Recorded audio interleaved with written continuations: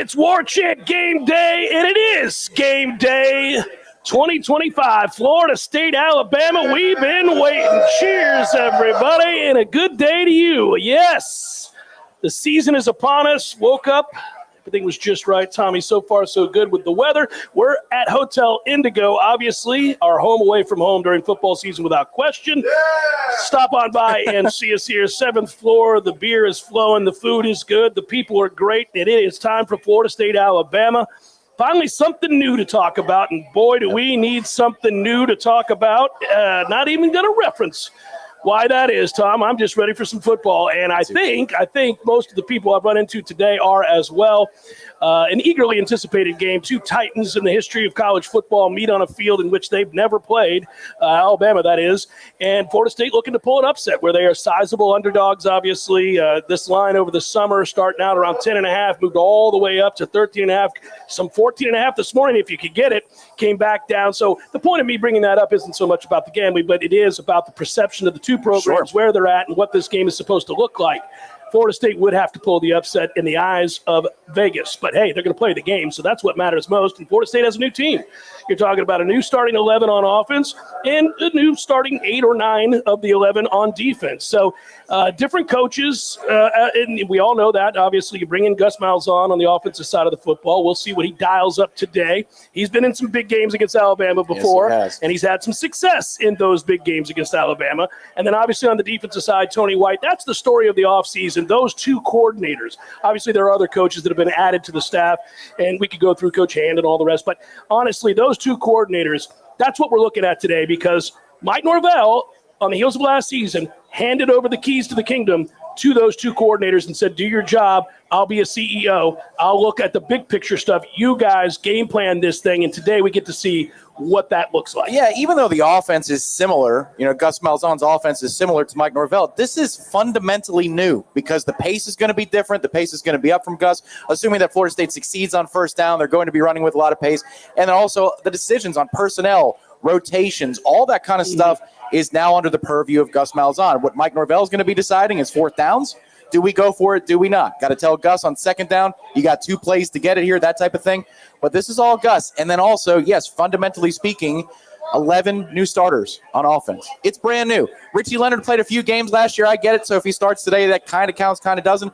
But really, he played under 5 games last year. So the offensive line, all new. Quarterback is new. We'll see what that running back rotation looks like today. Everybody's very interested in that. Yeah. Brand new receivers. You're going to have a weapon at tight end and Randy Pittman. It's hard to wrap your mind around watching a team that is this new. But this is the era of college football that we live in with the transfer portal, so it's going to be more frequent. It's just this is totally new. The only thing that's the same is the head coach leading him out of the tunnel. I think after what we saw a year ago, a lot of folks are welcoming new. Yes. It's a reason to be excited because you don't really know how they're going to play. One thing you do hope to see right from Jump Street, and I think you will. I've said this all offseason. For as much as it's difficult to predict stylistically, perhaps what they're going to use in terms of the personnel, Gus's schemes, but how they're going to use guys you wonder about. And then defensively with Tony, with the new personnel here, how much of a true 3-3-5 do we see? All that sort of stuff. What you can, I think, predict accurately, and I hope certainly we see it from Jump Street, is that Florida State plays a lot harder and a lot faster and a lot nastier than you saw a year ago. And I think there's a very good chance that's going to be the case. Obviously, you guys know we were shut out of practice this year, and that's fine. I'm not saying that to gripe. What I am saying is that it makes it difficult to kind of gauge what they're going to look like. But when you talk to sources, when you talk to people who are at practice, when you talk to trainers and folks like that, you get the response that they are playing fast. They are playing hard. I did go to the scrimmage in the spring, and they did hit. They did play a lot faster. Tony demanded it.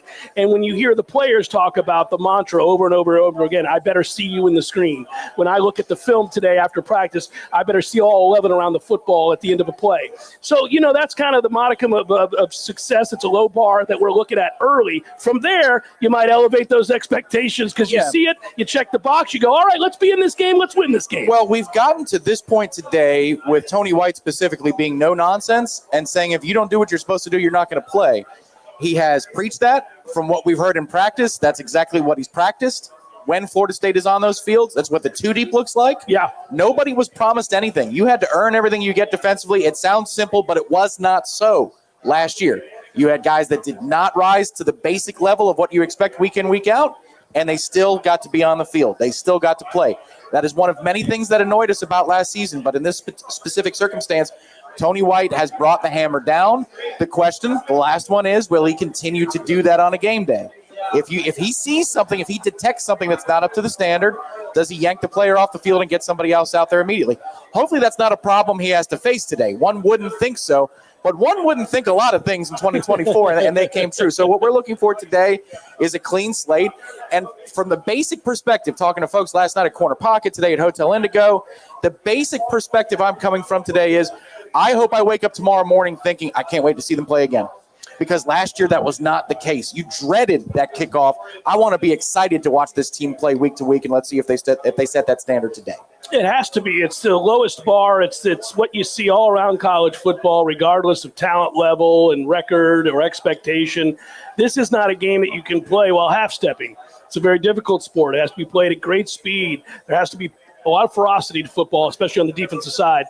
You have to be willing to sacrifice your body. You have to be willing to sacrifice for others to make plays. You have to be willing to commit to that basic level of effort. And I don't think there's any doubt we'll get that. I really do think that that's not going to be a problem. And then from there, you begin to gauge what's possible. And that's the other part of this that I'm more interested in. Because, again, I'm going to go ahead and, in my mind, I think they're going to play hard.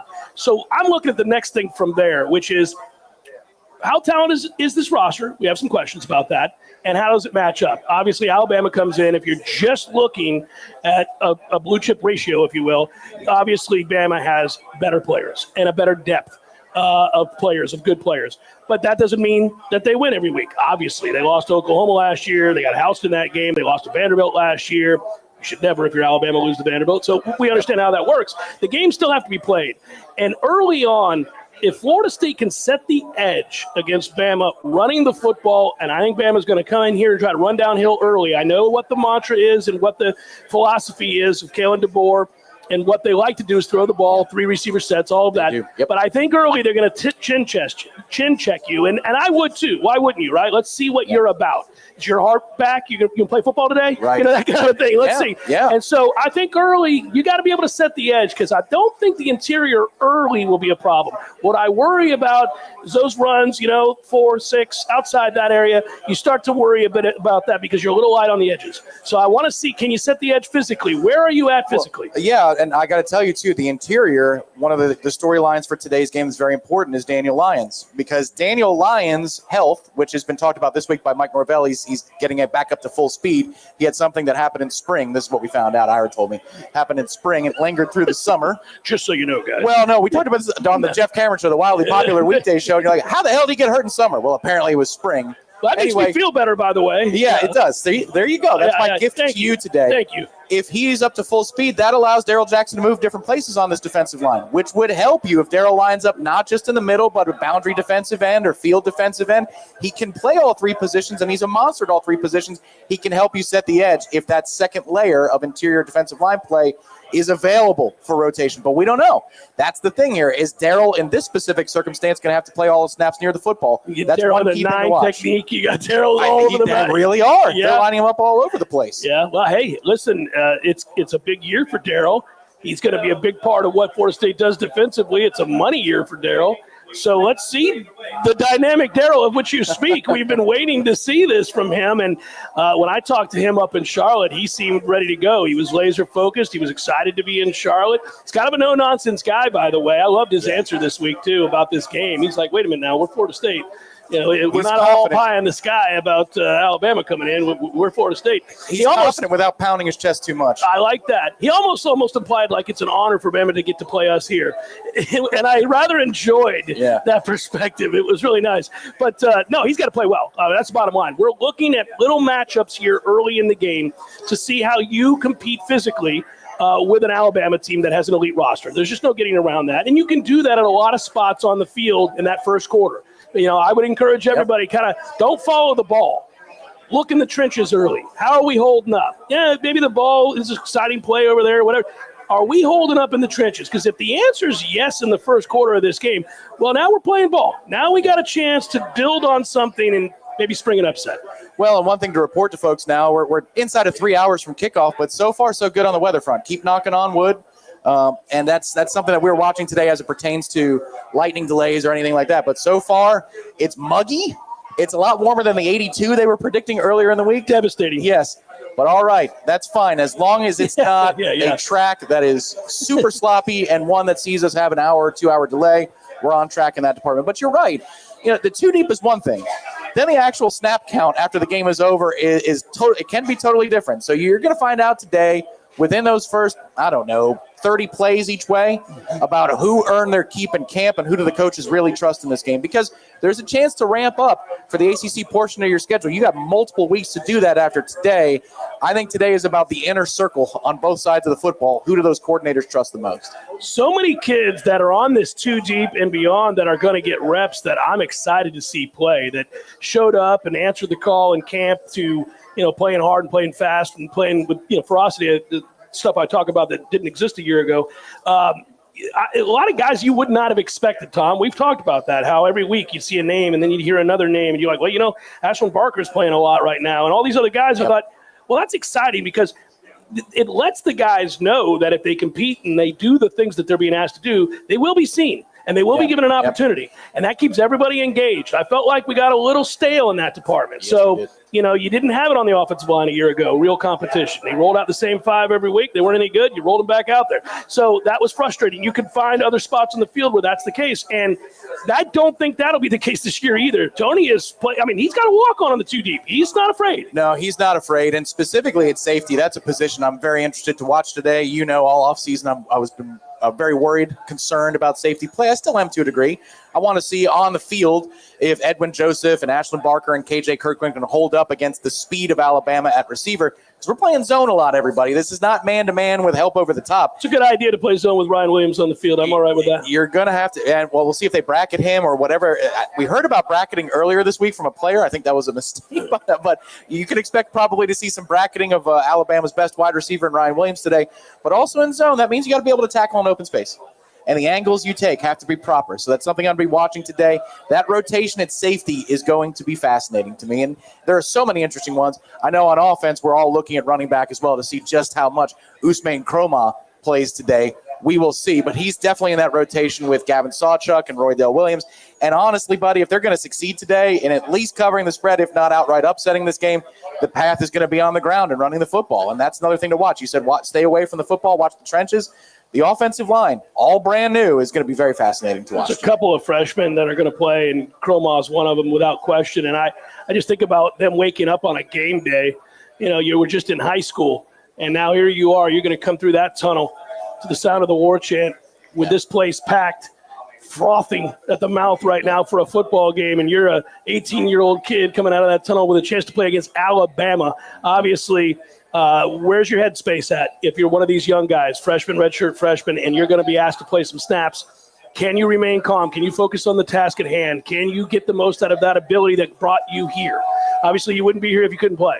So, the fact is you can't replicate that. You can have all the scrimmages in the world that you want, and you can see a kid perform in those scrimmages, but that's your own team. That's not Alabama, and that's not a game. And Gus loves him a scrimmage, doesn't he? He loves him a scrimmage. If he could have, he would have had 7 more. I think he would have. I don't blame him, though, because the timing of this offense and the speed of this offense and what they're trying to do is to have it be second nature. It's also something that's worth noting in case you're just joining us because you had to take a little break from Florida State football over the last several months.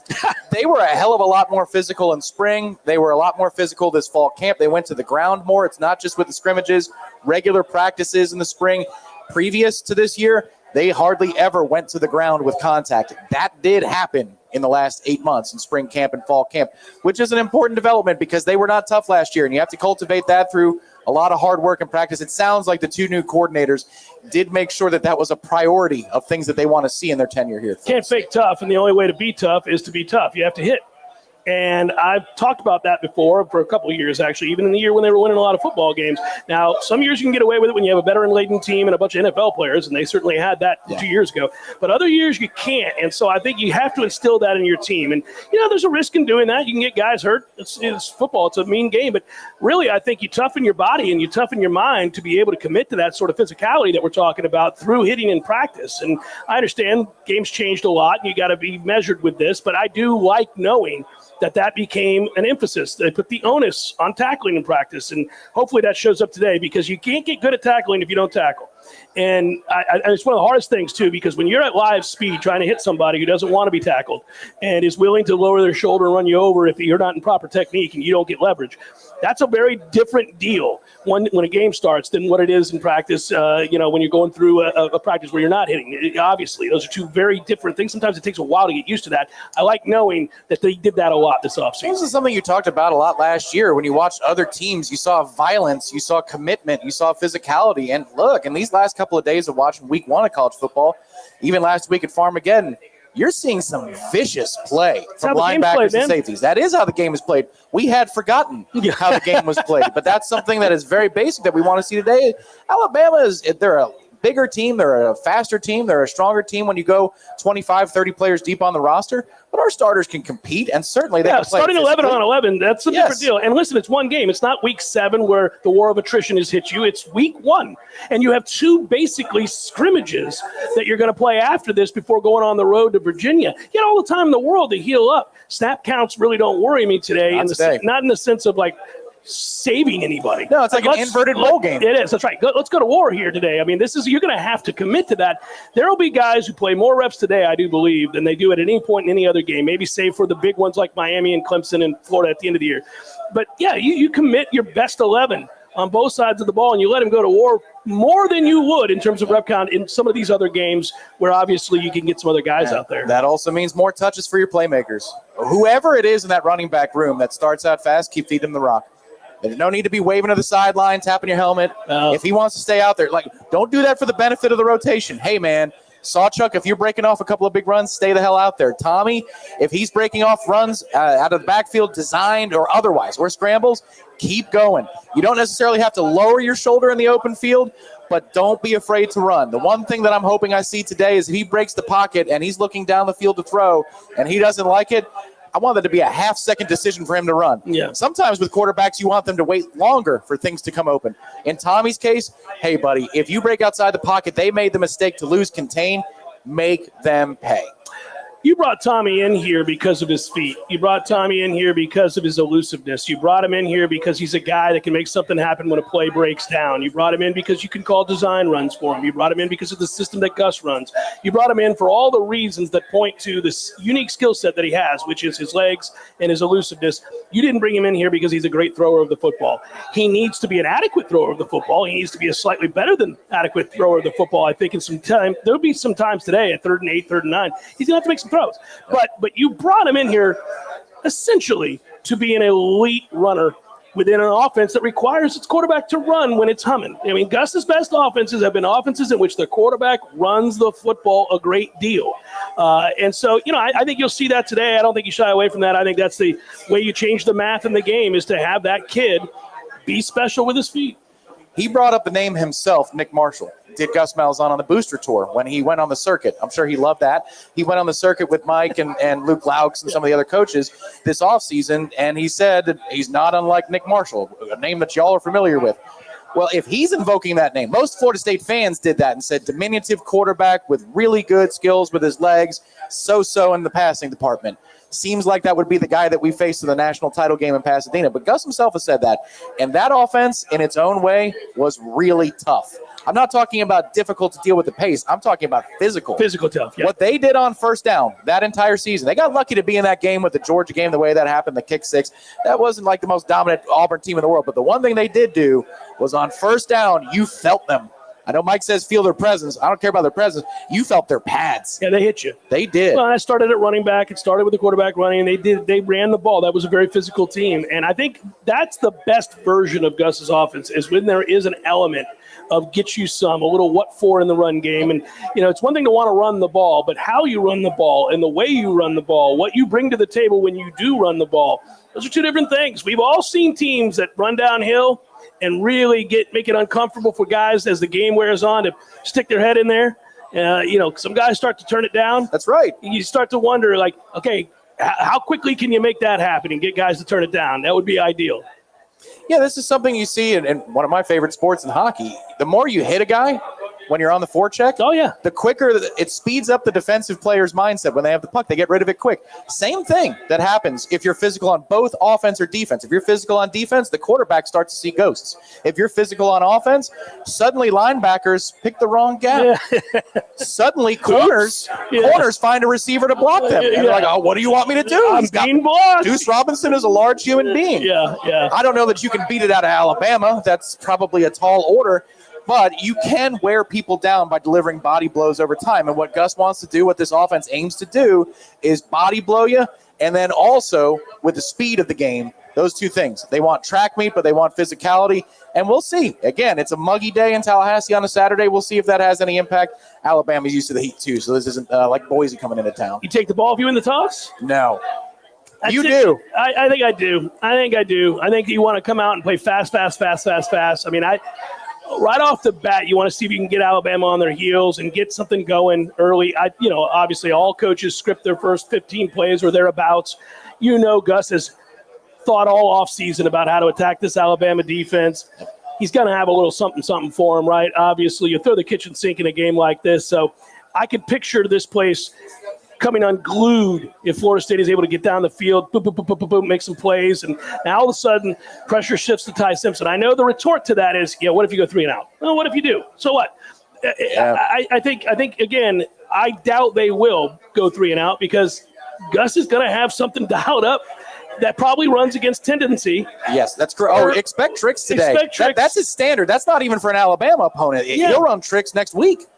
That's his thing. He likes reverses, end arounds, double passes, all kinds of weird stuff. And normally I am a guy who likes to just go ahead and defer or play defense to start the game. Yeah. I'm normally that way. I think in this case I would take the ball. The reason I defer is because of the second part of your equation, which is you have a quarterback. He's in his 4th year. Composure's been a talking point around by himself, his own admission, and then with his offensive coordinator. You put him in this setting, true road environment, in Tallahassee, first drive.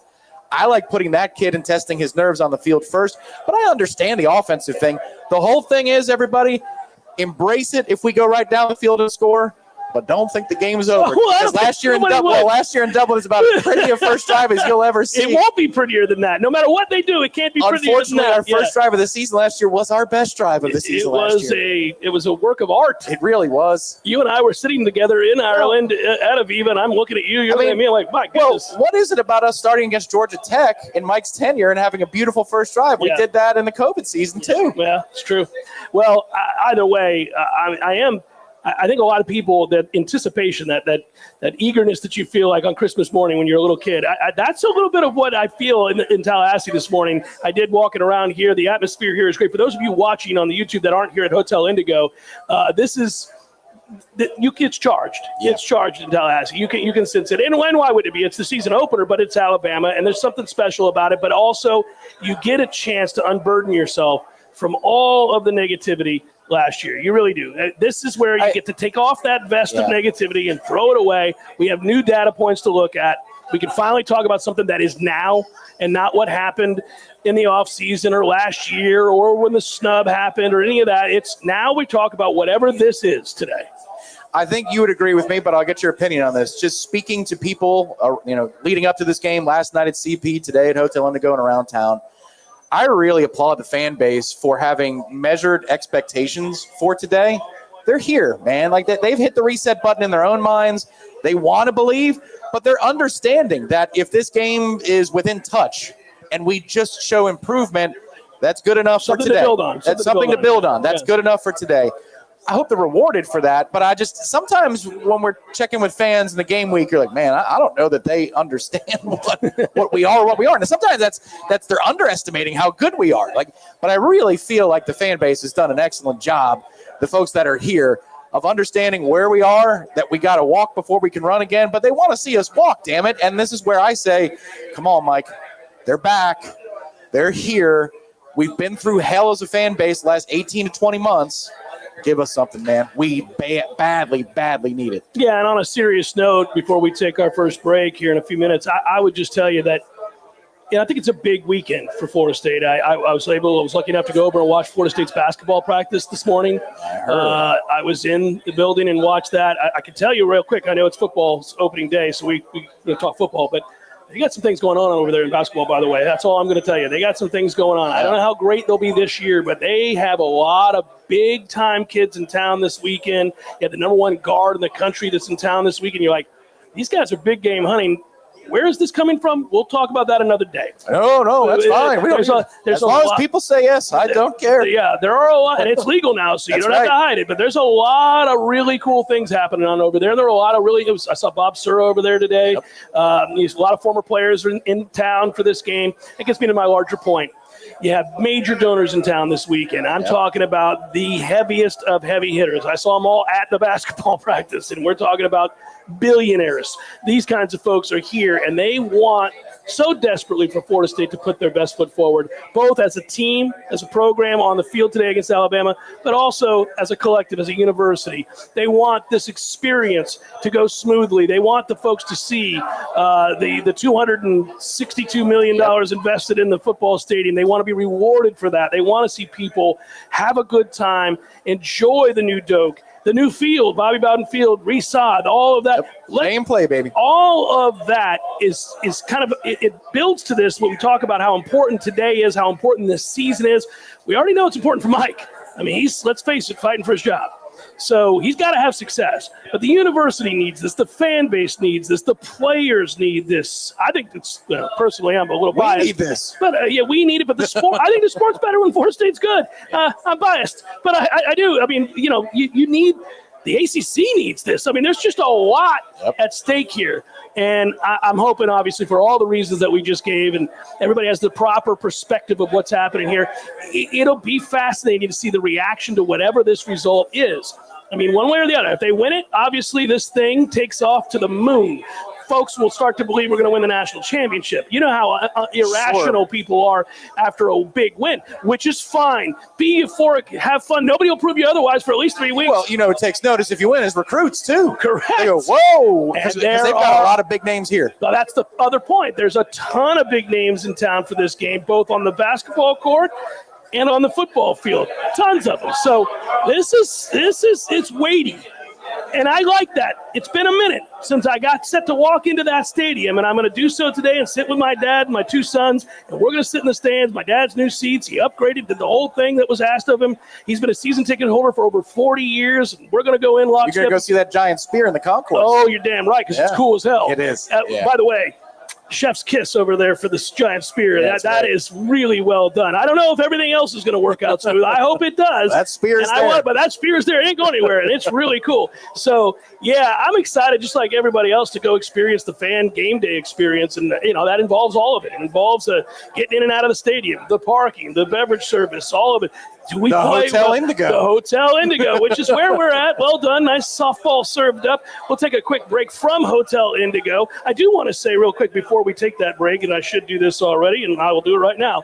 Today's pregame show is brought to you by Hotel Indigo Tallahassee, Collegetown. Whether you're a frequent guest, a business hosting your event, or stopping by the restaurant, bar, and rooftop before an FSU home game, Hotel Indigo Tallahassee wants to thank you for your continued support and being part of the family.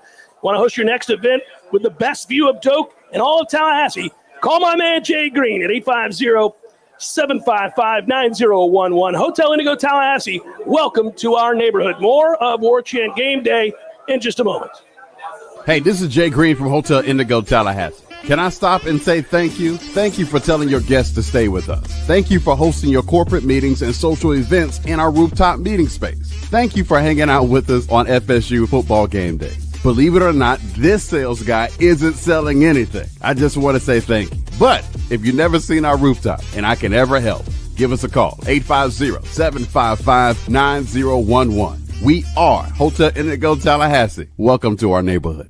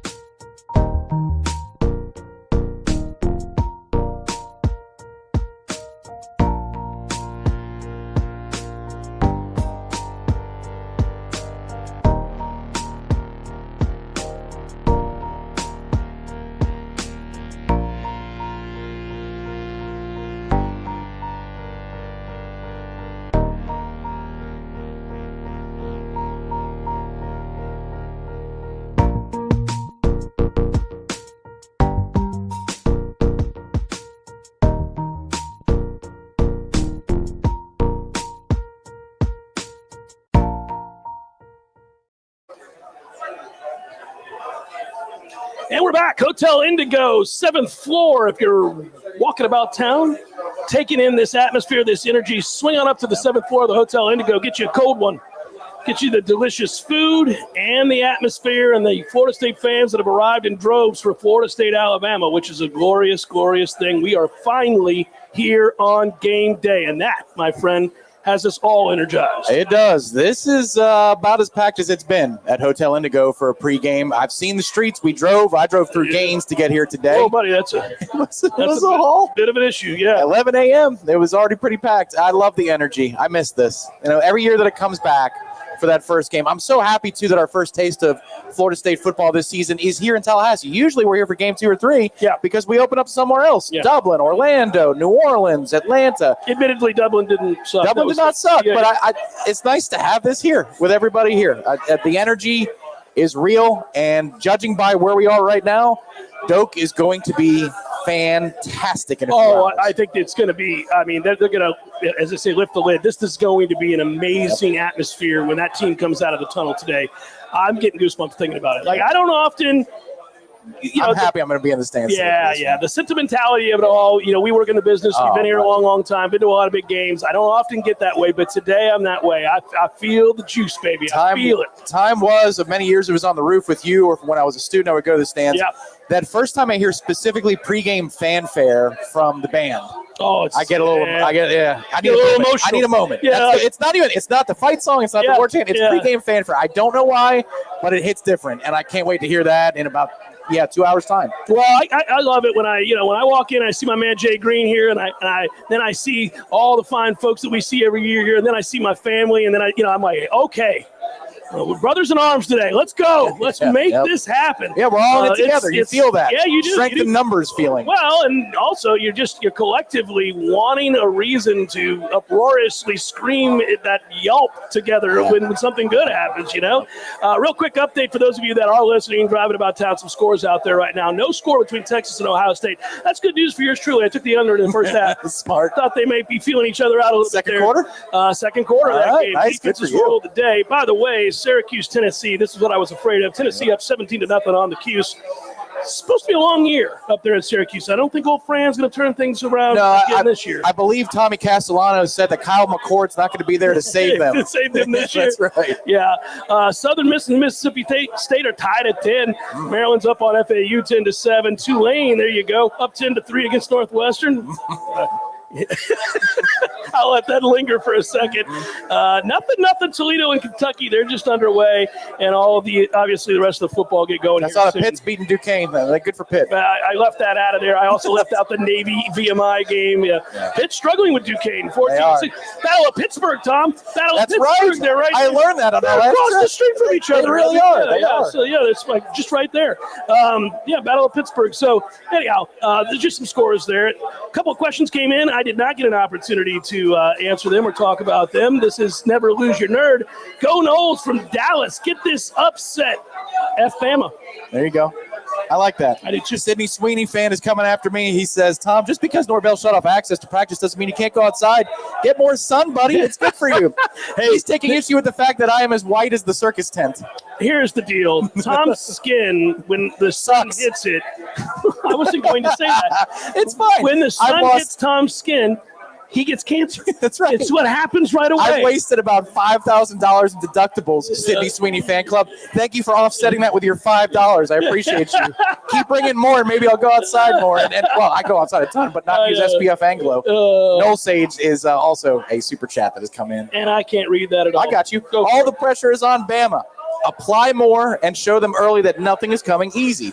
Hopefully they've been drinking the national media's Kool-Aid. The pressure is on Alabama today. That is true. They had their struggles last year that we all know about, but they specifically struggled on the road. 1-3 in conference play. That's a question I'm sure they're tired of getting asked. And if it starts a little slow, I wonder if there's a feeling of here we go again on those sidelines. That's what we're hoping for at least. Yeah, it's an interesting dynamic. If you're a juggernaut, and I remember this in the 90s for Florida State, obviously, the pressure is always on you. I mean, you are always going to be expected to play to the highest level the sport has. You've invested the history, the cachet, the money, the coaches, the players that you've churned out. It precedes you. You go to any town, you feel that you're the guy that, they're trying to slay. It's a big deal. I love being the bully. I love being the team that people are trying to knock off their pedestal. We got to get back to that. We got to get back to a time where bully ball? Come on now. You got to get back to the time where Florida State is the bully, and everywhere they go, they're perceived that way. But there is a special kind of pressure that comes with being the program with all the expectations on it. I think the way it manifests today and what you have to hope for Florida State, it's less about like program-wide disappointment from Bama. It's more about Ty Effin Simpson. Yep. That's where that weight, that's where that pressure, that's where being the expected champion and of that league even, that's where it could really catch up to you if things start to go sideways early.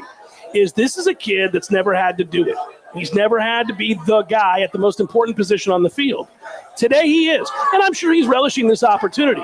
Everybody would, except for if things start to go wrong. Right. And you're confused by the looks that Tony White is giving you. The pressures are coming from all over. Obviously, they're crossing the face of the center, and they're looping around and getting solo shots on me when I'm trying to throw the football before I'm ready. I can't step into it. Maybe I miss a couple because my adrenaline is so big, and now we have to punt because it was 3rd and 7. He was there, and I missed him. Do you start to get a little game pressure to hit a young man that's never had to be the guy? He might handle it fine. We don't know. That's why we watch the games. That's why we play the games. But I don't know. And what I want to see is, can Florida State present that to him in the second half? Is this game tied at 17, 14, 21, whatever it might be, late in the third quarter, and now there's a chance you could lose this game, Ty Simpson? Let's see what happens when that's the scenario, if you can create it, if you can make that be the case. Yeah, if Tony White does his job properly, you're going to have quarterbacks who are seeing ghosts. That's the whole point of his multiplicity, is you don't know where it's coming from. The offensive line has a hard time sorting through all of it, and they're going to have communication breakdowns. But then that, in turn, affects the quarterback. At that point, the quarterback starts seeing ghosts, looking over his shoulder when guys aren't even there, because earlier in the game, Tony did call that thing that they did not see on film before. He traffics in confusion. And that's the whole thing that we're going to bring to the table on defense with dominant contact is his phrasing as well. Mm-hmm. But that's the thing we bring to the table on offense too. The goal this year is to be physical, first and foremost, yes. But also the goal for these two coordinators is to confuse you. We're supposed to be the annoying team. Like that 3-3-5, especially when you add that fourth man up with the jack linebacker, can be annoying. And then Gus's offense with the options, read options, triple options, all that kind of RPOs. Challenging your discipline. Yes, challenging your discipline, putting you in positions of conflict. That's the whole thing. So it's not that, like last year, look, Adam Fuller's defense worked fine in 2023, but every opponent knew what was going to happen before the snap. We'd call 2 or 3 exotic blitzes a game. The rest of it was press man on the outside, and that was that. That's what we were running. So week to week, opponents didn't have to worry about, what ifs. The goal today for Tony White is to create a whole lot of what-if questions between drives where position coaches and players are screaming at each other. Well, one of the reasons you got away with it in 23 with the whole world knowing exactly what was coming is you had NFL starters on the field at every position. And that's all you need. And that's all you ever need. Listen, nobody was complicated in the 90s. I mean, Mickey Andrews has ran a pretty standard defense that everybody knows what they're getting. It's just that he had better players at every position than you. So you could tell, you could do whatever you want to do. My guy's going to whoop your guy's ass. So that's a little bit of a different story. They don't have that advantage today. Tony's ingenuity, Tony's ability to mask, disguise, and confuse is going to be huge today because Florida State does not have the physical advantage against Ohio State's offense. They simply do not. Yep. Alabama, what did I say? Ohio State? This game's on next to me. It is. Alabama's offense. And it would be the case if we were playing Ohio State too. So that's the whole. As he did last year with lesser talent. Right. He's very used to the situation, leading a defense out there that does not have as much talent as the offense across from him. He's used to that, which is good.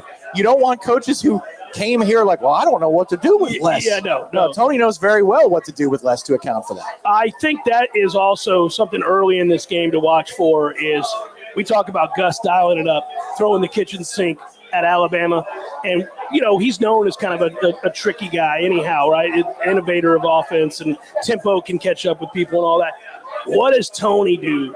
What does he reach into the goodie bag for and surprise the hell out of Alabama and create a stunt or something that leads to a sack? Is it a strip sack? Is it a fumble? What is it that really ignites this crowd and this fan base? So I know the play that you'll think of when I say this, but there's nothing like the live crowd sound of when fans see that a quarterback's about to get lit up and the quarterback has no idea. Oh, yeah. Bjorn Werner 2012. You asked him about that last year in Dublin. Did. It's just, and he's smothering. The whole crowd saw him coming for Jeff Driscoll, and Jeff did not see it. No. And I'm sure in his head, he might have heard that audible gasp in the crowd. And he's like, why? Oh, my God. That's got to be pretty unsettling.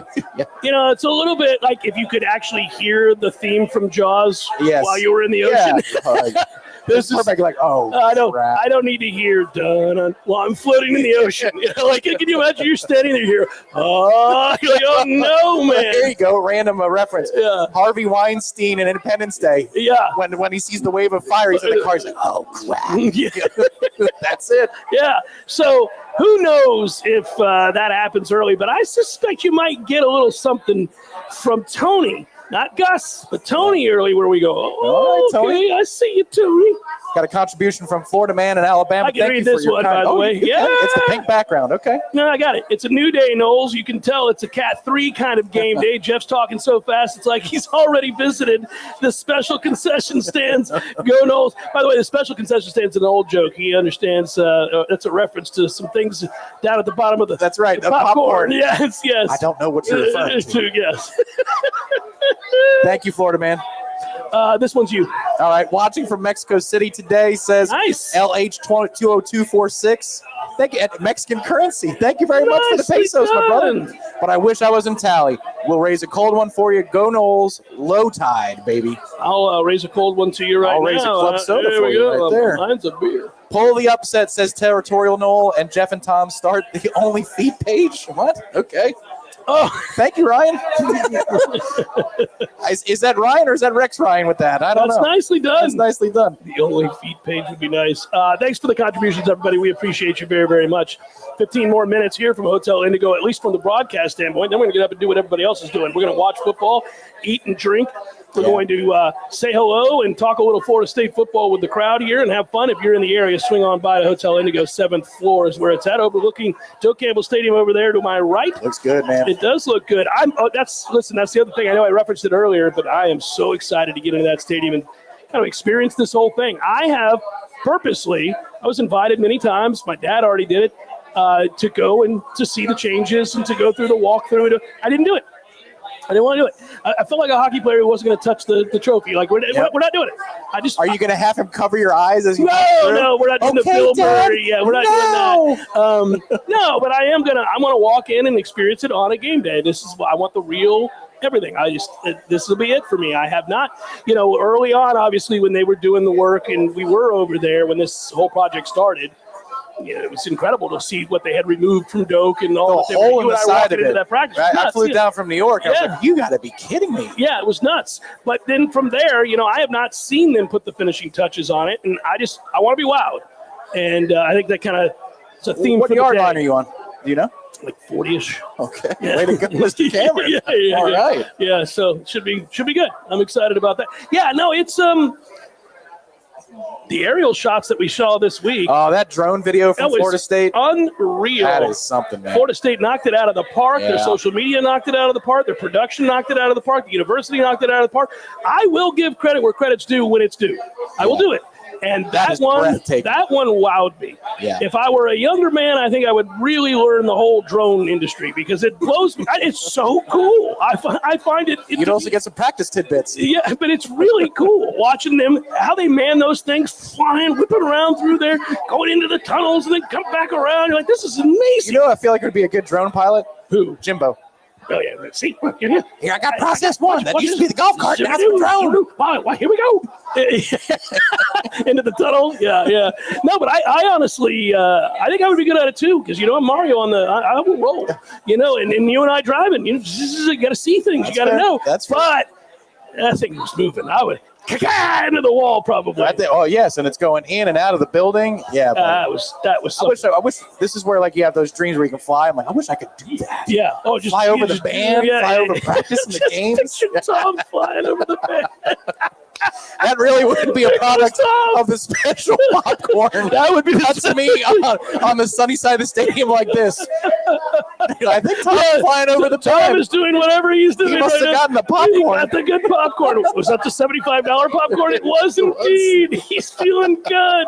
Oh, man. Let's take a quick break from Hotel Indigo. Come back and wrap up this hour pregame here. Having a good time, and the fans are here. It's a great atmosphere. Again, if you're not here, we wish you were. It is more. You're all home games, too, so come on down next more Warchant game day when we come back, and we'll wrap this puppy up. Hey, this is Jay Green from Hotel Indigo, Tallahassee. Can I stop and say thank you? Thank you for telling your guests to stay with us. Thank you for hosting your corporate meetings and social events in our rooftop meeting space. Thank you for hanging out with us on FSU football game day. Believe it or not, this sales guy isn't selling anything. I just want to say thank you. But if you've never seen our rooftop and I can ever help, give us a call, 850-755-9011. We are Hotel Indigo, Tallahassee. Welcome to our neighborhood.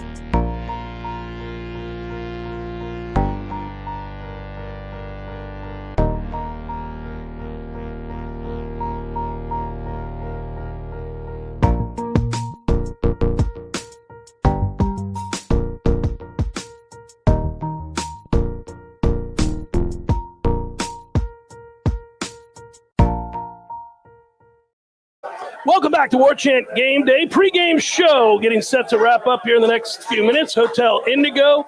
This place is jumping. It is. Folks are ready for Florida State, Alabama. We are too, and we'll mingle for a little while and head over to that stadium and see all the shiny, brand new things, new sod to boot, and hopefully a good football team that plays hard, plays the right way. I do want to shout out really quick. We got a email while we were doing the show. You checked your email during the show? I wanted to see That's if there was any impressive. other reads you needed me to do. So, but Dr. Jim O'Malley is listening to the show from Bangkok. Oh my God. Lived here for 8 years, tuned into Warchant Daily, love the show. Kickoff at 2:30 a.m. here. I'll be ready to go. Thanks for the work. Roll Tribe, go Noles. Doctor. How cool is that, by the way?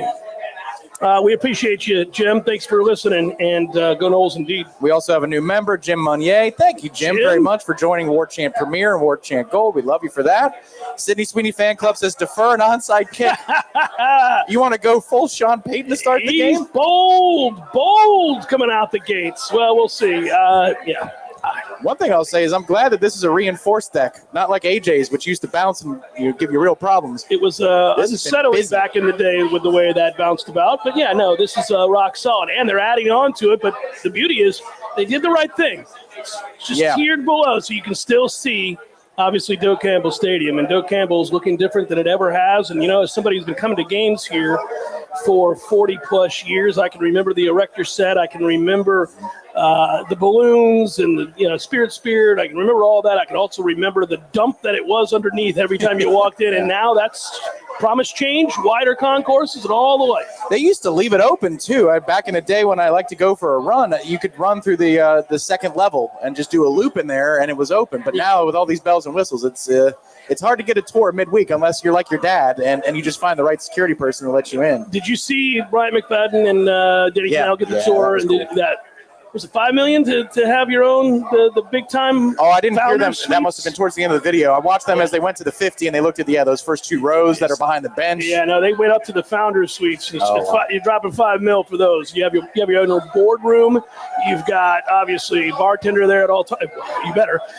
You've got everything. That's a dedicated bartender. Yeah, you got $5 million. Yeah, for $5 million, I'm going to have a lot of things. Patrick Swayze for the wife. Be like, there you go.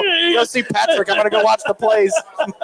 But yeah, they had a lot going on in there, and it was really cool. Also, it was not so high up, so it was It's fascinating. When we make our $5 million this year, Tom, we'll just go ahead and go in together. Well, I You believe and I that's the pizza and pub. Yeah. It wasn't an inn. No. What was it? Tavern. Tavern. That's right. Yeah. When we open our We're gonna make a tavern, great buddy. tavern. Yeah. It's going to cost us a mint, but we're going to make it back in year one because we're going to advertise it on the Jeff Cameron show right. and on the pregame shows like we're doing right now. We'll have the tavern suite. Oh, man. What a vista. What a vista that will be. All right, so in the closing moments here, let's get back to business and talk a little Florida State football. I am curious. We've kind of wrestled all summer long, certainly in this past week. We've wrestled with the idea of how an upset happens and whether or not we think we will. Obviously, most of the listeners out there know that I don't think it's in the cards for Florida State. I'm not saying they can't win. They could. They need some help, and they got to play great. If they do those things and they get the win, it'll be the happiest I've been to be wrong in a long time, and that's the way football goes. You can get that sometimes, and this team is capable, I think, of winning this game. So I hope that they rise up and do. But do you think they will, and if so, what sparks that? I think it's within the margins of happening, but I don't think they will. But the keys for it to happen, number one, on offense, I think it's when Tommy has to throw the ball, take what's in front of you. That's something that the coaching staff stressed about Tommy Castellanos, the quarterback, early in camp. Tony Tokar spoke to this a couple of times in the past year, which is if I could just get him to take what's before him. The reason it's specifically important in this game is because Kane Womack does not blitz hardly ever. Right. He would be conservative in the NFL for blitz rate on passing downs and in passing situations. And the reason I bring that up is because the NFL is generally more conservative than college. So he really does not like to blitz, which means if they're going to play back and play coverage, Tommy, take what's in front of you. They're baiting you to throw into trouble. So don't take the bait. And then defensively, I think it's just all about confusion. Again, we've talked a lot about that today. It's about affecting Ty Simpson as much as you can. Affect that communication on the offensive front, the offensive line, too. I know Jaden Roberts was cleared to play. We'll see how many snaps he is able to play at right guard. But they've got new interior guys that need to communicate with the center. So when it comes to blocking assignments, that's how you can create confusion, breakdowns between offensive line communication. But then also you want to fluster the quarterback. So those are the two things for me today that I'm going to watch. I'll go back to what I've said all along. We always start in the trenches. If early with the inside zone that Gus loves to run, if Florida State's able to root Alabama's interior out of there and they're able to be, in a comfortable situation, 2nd and 6, 2nd and 5, repeatedly, got a chance to win the football game. To me, it's as simple as that. Like at that point, this offense can hum. Yeah. Without it, you're going to get in too many low leverage situations. You're going to find yourself in trouble. 2nd and 9, 3rd and 7. That is not Tommy's game. That's not how Florida State wins this football game. They got to stay ahead of the chains, or at least even, and be somewhere in the realm of possibility of conversion. Not too many 3rd and 5 or mores are going to work out here. Run the ball. And there's also, because if you do run the ball, there's going to be a coverage buster too. Without question. You got to hit it though. Can't miss it. Well, all you can do is keep it open, and if it happens, hopefully your quarterback hits it. But that's all you can do. To me, I really, early on, I really want to see this because, again, that was a huge loss this week for Alabama in the interior. That was a big deal to lose a senior, a space eater. When they announced that Keene was out, I was blown away. I hate it for the kid. I don't root for that. I'm not inviting bad karma, but he's out. So that's the bottom line. And that's a big damn deal because he's a really good football player who was having a great camp. They talked about him as a leader. But more than a leader, he's a projected in some – I looked at a couple of different NFL places. He was projected top 15. You're losing a seriously talented and massive human being in the interior. That's a big deal. Well, and here's the thing. He's not talked about in this respect, but he could be. Luke Pettibone might be your best player on offense. I'm just putting it out there. He's a really good center. He is. He's really good. His job got a little easier. And his job just got a little bit easier. So, again, I think, yes, Florida State, the tackle plays improved, obviously. Micah Pettis on the right side, Gunnar Hansen on the left. How could it not be, first of all? But secondly, you look at what they did last year. Those guys, they had their struggles against better opponents. Everybody does. But the floor of their game is much higher than what Florida State had last year. But Luke Pettibone is a really good player. And, again, if it's a second-team guy or a third-team guy that's in the defensive interior and you need to win desperately on first down, that could be a matchup to watch. This is right in the middle of the offensive line. Is Cromwell carrying the ball on 3rd and 2? Man. Is that the horse that carries the ball on 3rd and 2? I feel like early in the game, 3rd and short goes to Roydell. Roydell has a massive body that you can throw in and a batter. Tom, he's not played well for Florida State. We've not seen him play well. Just period. Well, we've hardly seen him play. I know, but he's never played well anywhere. Like I'm not saying he can't, and I'm rooting for him, obviously. I don't know. Oh, well, I'm not okay. We all pick our guys. I'm not saying like I'm riding with Sawchuk. That's my guy in the backfield. I think today I think in general the nuances. It doesn't mean he's a better player than Chroma. What I'm saying is the nuances of this offense, the timing necessary for the runs that we call. He's got that down. There's an art form to it. Now you could say that's wonderful if there's an art form to it. Chroma's art is running over people and making people miss. Fantastic. If he's ready to do that today, that's great. For me, though, the running back that I like right now, I just think Sawchuk is solid plus, and we need a whole lot more solid plus players. I think that how much that freshman plays will tell us a lot about his mentality, who he is upstairs. Because where he excelled early was the physicality in pass pro. Well, that checks a major box for freshmen. Yep. So, from there, they just have to know whether or not emotionally can he handle this. It's a lot to handle. I mean, I can't imagine being his age playing against Alabama. But it's if they play him early, it tells you that they think he's of sound mind. Before or after, so we'll do 2.5 is the number. Drive 2.5. No, I think you'll see him. You see him in drive 2? You think so? I think you will. I mean, Gus had nice things to say about him. He did. So I think you will see him. Really, the other thing to note is tight end play today is absolutely huge for Florida State. And they're going to rely on it all year long, not just today. Yep. But they actually have some dudes there. And versatility. Yeah, they have versatility. And I think that's a big, big deal today. Gus really, really utilizes his tight ends uniquely.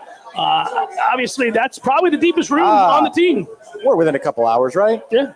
You might see Randy Pittman do some interesting things today. Pittman's a force and a Swiss Army knife in the offense. What Jaheim Bell did, and I think we were going to do if he didn't get hurt a couple years ago. Yeah, touching the ball out of the backfield, maybe handoffs. There could be a lot of stuff out there. Pittman got a carry in the spring scrimmage, and he ran over a linebacker and then proceeded to make all kinds of plays. So, absolutely, I think he's a driving force within this offense. We have a read. I think we missed one. We did not. Oh, okay. We are up to date. Just wanted to make sure. Well, City, they want the wet ball drill. That's what he's going with. They wanted to I was going to skip that, but that's all right. Yeah, that's right. They wanted to pour. I don't think it's going to. Guys, we'll give you these final seconds here of a update before we sign off. Pretty slightly overcast. Blue skies. Some blue skies poking through. Temperature's not awful at all. A little bit of rain in the distance over there by about High Road. I think we're going to be all right, buddy. Yeah. No lightning. No lightning delay. It's just no manifested. Everyone manifested together. Gotta have there. No lightning delay. That's the whole thing. I hope, and we'll be on the air Monday, by the way, so it's not a holiday for us. We will be in, and we'll be happy to be in, doing the Jeff Cameron Show on Monday afternoon at 1 o'clock.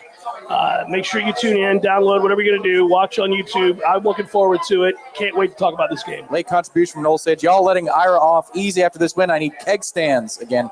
Inflamed livers this weekend after an upset. I would always say yes to a keg stand. I'm good at them. You are good at it. And I like them. And I didn't think I'd say that in my 50s, but I like them. I'll do one for you if we Are win. You promising a keg stand if we beat Alabama? Sure. If Bill set it up again over at the corner pocket, let's go. So we would do that maybe the Friday before Miami. Yeah. For a nice atmosphere Let's to pay go. off. I'll put on my garnet pants that I got on here right now, and I will do a keg stand. Hey, Tom, I went Noles socks. Oh, nice. Obviously, the outfit's the outfit. You got the garnet and the gold here. Yeah, we're all good. We want to thank our friends at Garnet and Golds as well. All right, buddy. It's time for us to say goodbye. Another year. We're off and running. We want to thank everybody who came out here to the Hotel Indigo, and they're still coming out. You do the same. Good job, Nick. Behind the scenes, Tommy, I love you, baby. Yep. It's good to be back with you. Love you too, brother. Ben Spicer, Director Ben, salutations. He's got one final show tonight for the postgame. My man Ben. Good for us for years. Ben. Yeah, he's been great. All right, it's time to enjoy the game day atmosphere with everybody out here. Until next time, you can hear him. Go Noles. We'll be back with you on Monday, JCS.